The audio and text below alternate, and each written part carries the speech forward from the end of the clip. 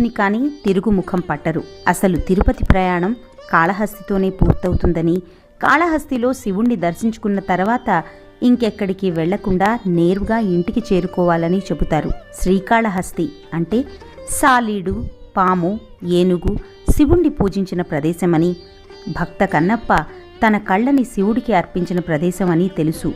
కానీ అంతకు మించిన విశేషాలు కాళహస్తిలో ఉన్నాయి. అవేంటో తెలుసుకోవాలనుందా?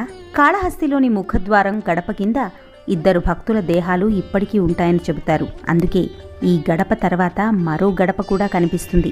ఈ భక్తులలో ఒకరు శ్రీకాళహస్తి మహత్యము అనే కావ్యం రాసిన ధూర్జటి కాగా, మరొకరు రోమసుడు అనే మహర్షి. కాళహస్తి ఆలయంలో ముందుగా పాతాళ గణపతి కనిపిస్తారు.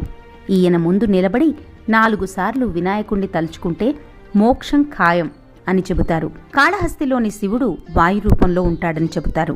అందుకు